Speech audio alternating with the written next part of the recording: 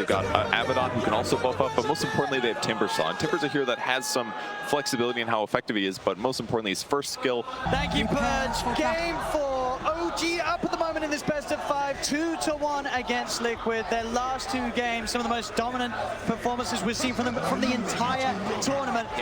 In this game 4, Liquid, they have had the chance to switch it up. Yeah, I feel like it helps a lot when you're playing into aggro lanes, because you cannot aggro Trilane into an Elder Titan most of the time. So this time it's going to be a Abaddon who's not nearly as strong as that ET. Oh, we'll see Liquid with that start, able to make sure that the creep wave meets underneath the tower so they can get them a creep equilibrium in their favor.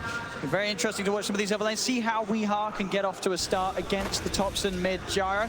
He should have a decent shot here, right, in this 1v1? Yeah, he should be able to. He has higher base damage. Yeah. The thing about a Gyrocopter is you have this godly animation. One of the best animations in the game that is absolutely instant on range, and you have missiles, and you have a Tiny who's going to constantly be throwing Weehaw back into the tower. That's a lot of hands there, and it all looks to add up. They drag him back. He's got the point in the win run, looking for the body blocks. Jarex won't be able to quite get it entirely, but still able to get a good amount of damage done. Weehaw in mid. Has to be careful for that next toss back as Jarex is going to go for it again.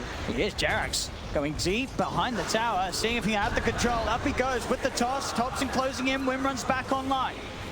As Weehaw can hold his distance, but OG already getting incredibly aggressive in this middle lane.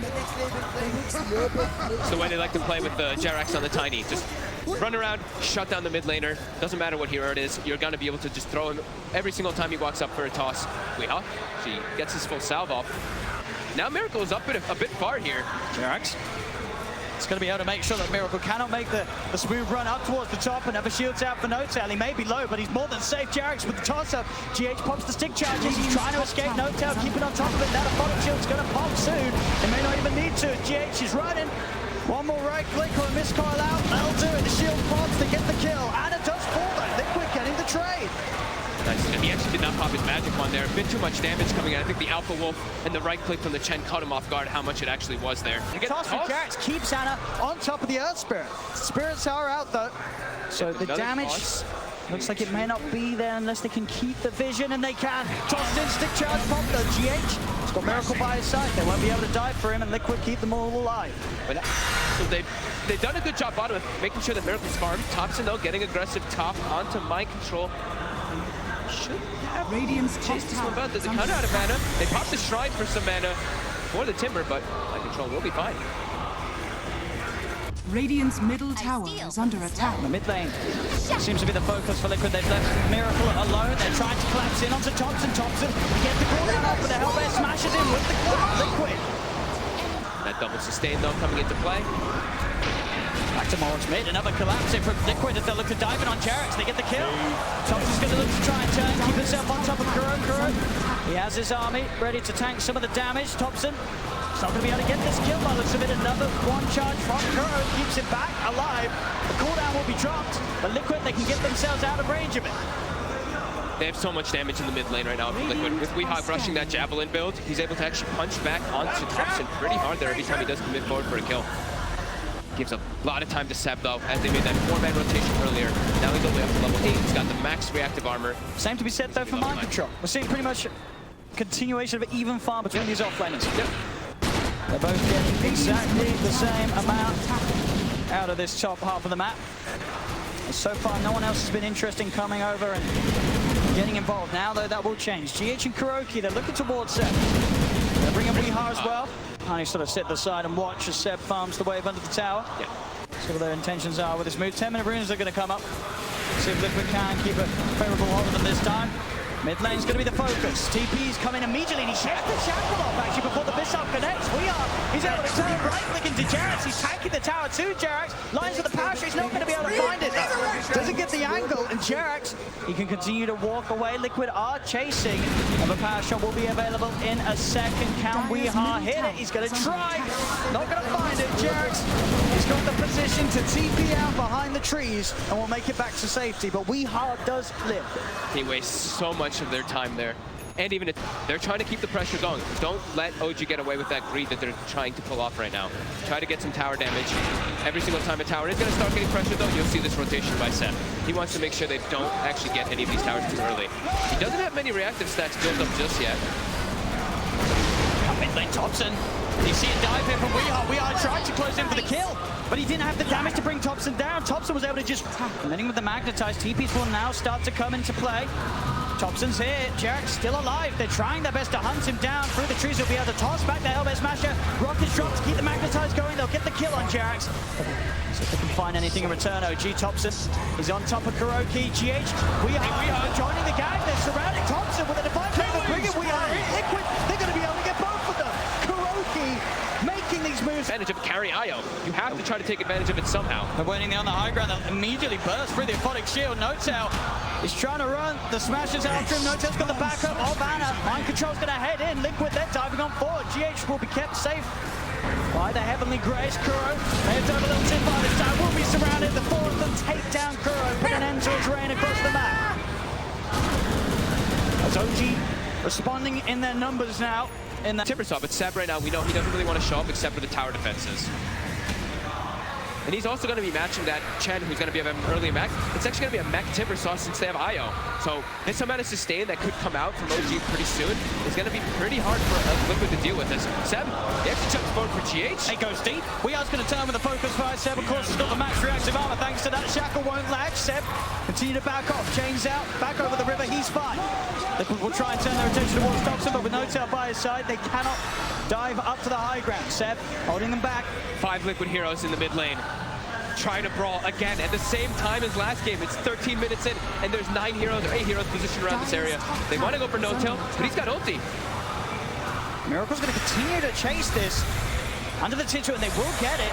Seb is trying to turn. The missile is out onto Kuro. Does Seb have the burst? Not quite. Magnetizes out. Seb has to retreat. Shackle does latch. Liquid. They've got the lockdown. They've got the roll for the kickback. They'll crush it. Liquid. They're diving again. They want top. They've got a bit of a flavor of how OG was playing in these last 2 games, and they're saying we could do it too. Thompson pops the cooldown. They won't go too crazy. They'll let him live. They don't want to dive up towards the tier 3. They know TPs are coming in. They have to make sure they're hitting the tower because the side lanes are being split pushed. Ana as well as Jarex are actually pressuring these other 2 towers. And they're not even going to get this one here. It's down into deny range. OG might be able to deny that mid tower if they choose to do so. Liquid with an overzealous dive there, not losing anybody, but the side lane's giving a lot to that Tiny as well as that IO. And we know this is the timing. It's all about just waiting for IO to get not only Aghanims, but get that level 15 talent. That's what OG wants. He's diving in. Onto Kuro with the flag as well. And the God will not keep Chen alive today. GH will not get TP'd out. Jarex actually TP's in and gets the toss up at the exact timing. OG's actually not done, as they are still hunting for action. Miracle the focus. Thompson's got a DD. A power shot does come out. Thompson. A bit too aggressive there, but Thompson will go down the call down just to clear the The Shackle actually reaches across the trees, but no tell. He's there with a shield. Thompson goes to the TP out. The focus fire, but they have the damage. It's not enough. Thompson save. A spray on the way out. Maybe pick them off, but they really need Weehawk for the damage. The rest of them do not really provide that at this point of the game versus what they're against. Magnetize can be good, but there's a lot of ways they can deal with it. Not only with the tankiness of how they are, but also there's an advantage. You can just remove it a lot of the times. It's probably going to be worth it for OG to have Seb positioned that aggressively and for him to draw that much attention towards him. Thompson's getting space, Anna's getting space. Look at that build by Thompson. Diffusal Gyrocopter. Wait, what? Diffusal? Gyrocopter, I just said it. Treads Diffusal Gyrocopter.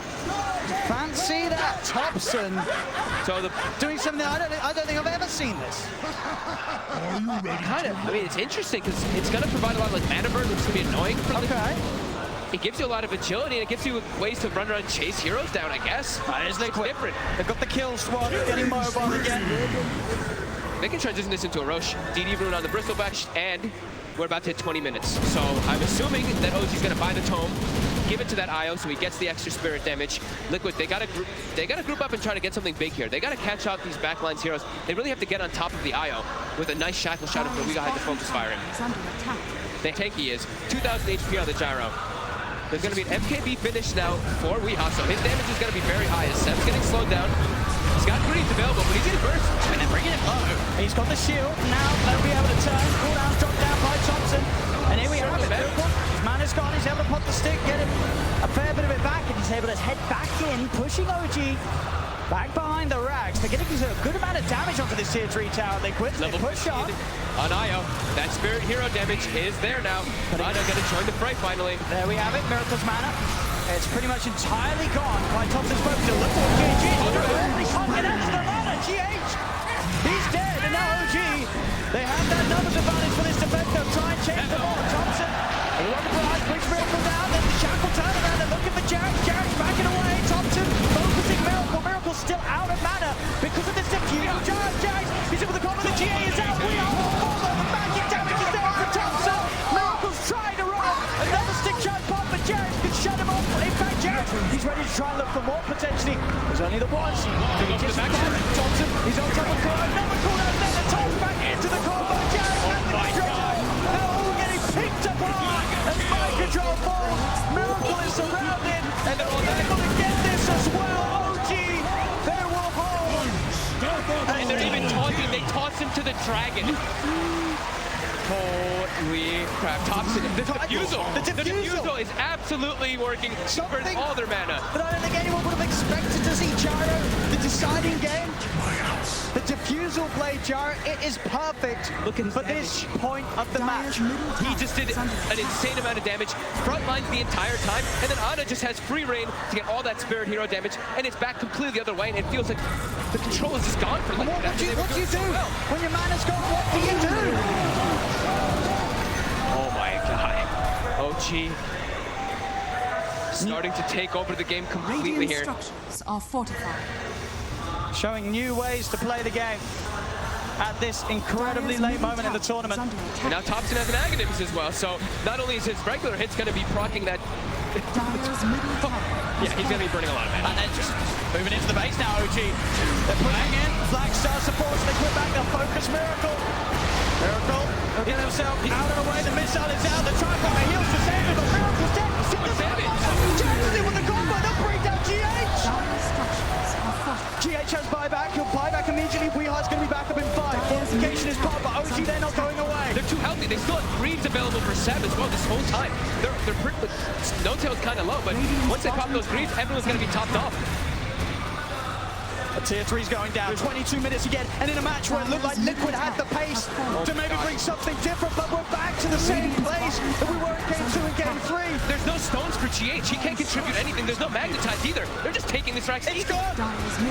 They cannot get close to hold this. Radiant's bottom tower is under attack. As OG, we'll see what the plan is next. They'll back off. They're happy with that. Why not? They can back up, clean up shrines, but I think if Liquid chases out, OG can definitely just turn to look for the fight. They have no cooldowns. There's one stone on GH, and that is it.